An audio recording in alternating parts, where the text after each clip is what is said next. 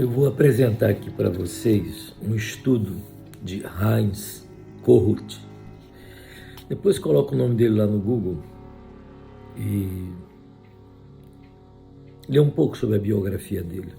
Um psicanalista. Ele escreveu muito sobre a raiva narcísica. E aqui ele faz uma pergunta nesse livro chamado A Psicologia do Self, que é uma pergunta importantíssima, uma pergunta que todo o tempo está desafiando o analista que lida com personalidades narcisistas que são dominadas pela fúria.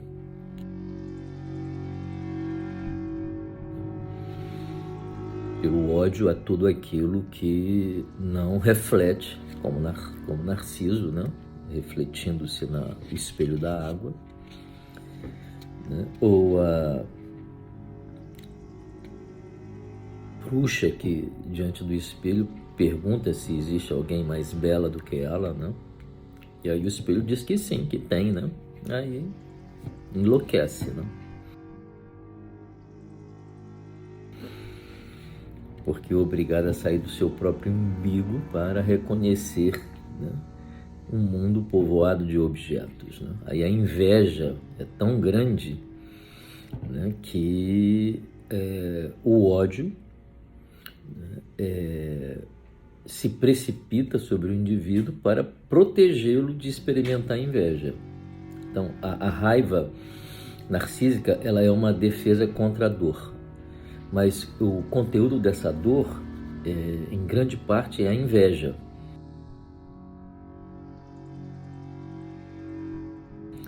Então a raiva, né, toma o lugar da inveja, porque a inveja é intolerável de ser sentida por aqueles que são dominados pela raiva narcísica.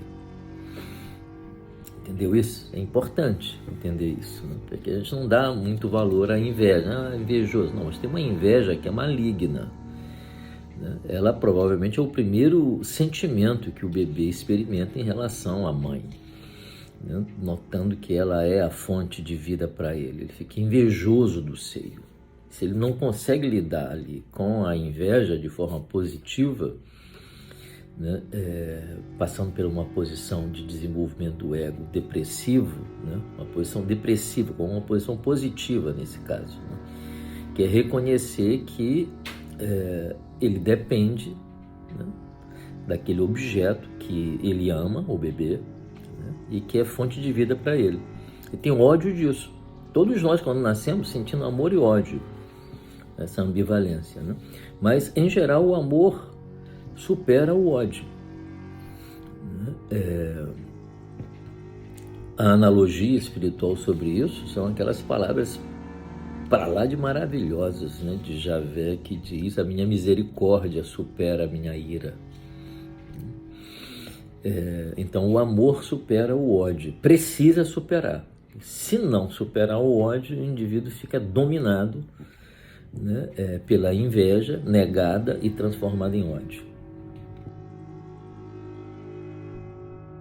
Não é incrível isso? Como a mente funciona?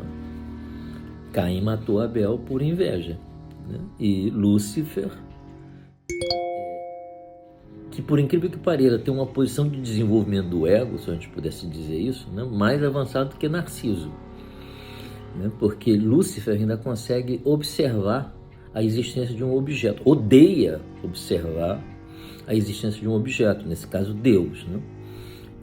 E a inveja é tão gigantesca que é transformada em ódio e desejo de destruir, né, aquele que o criou para se entronizar como o criador. Um comportamento delirante, né? O narcisista é delirante, porque ele acha que o mundo tem que servi-lo. Ele é uma entidade, ele é, como dizia Freud, Vossa Majestade o bebê. Ele tem que ser ovacionado, insensato, tapete vermelho, né? Todas as pessoas precisam amá-lo, né? Ele pode fazer o que ele quiser e já está perdoado de antemão, né? Porque Deus pode fazer o que quer, né?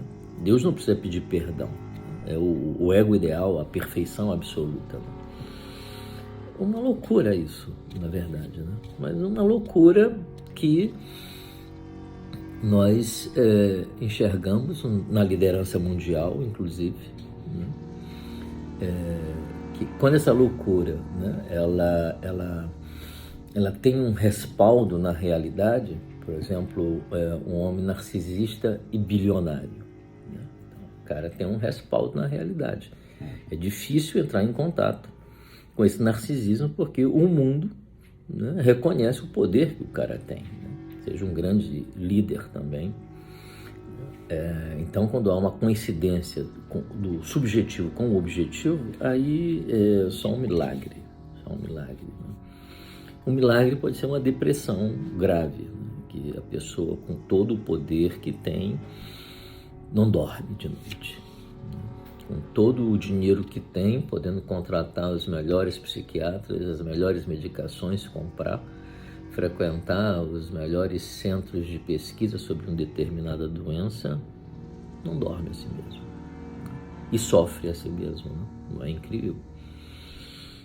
Que a alma não dê a mínima para o que você tem ou deixa de ter, né? Se você é reconhecido ou não é reconhecido, se você tem fama ou se você não tem fama, a alma não dá a mínima para isso, né? Isso é lindo, ver como a alma é humana, né? Então, Kohut se debruça sobre essa questão, quando ele diz assim: pode a raiva narcísica ser domada? Isto é, pode vir ela a pôr-se sob a dominância do ego? Quer dizer, antes dela ser uma explosão, essa raiva ela passa pelo filtro do ego, que aí pode lidar com ela e pode suportar aquilo que antes era explodido de forma impulsiva, porque a realidade não retratava a minha imagem e semelhança, né? E nesse caso a minha imagem é de que eu sou um Deus, né? E o mundo então precisa fazer esse reconhecimento, né?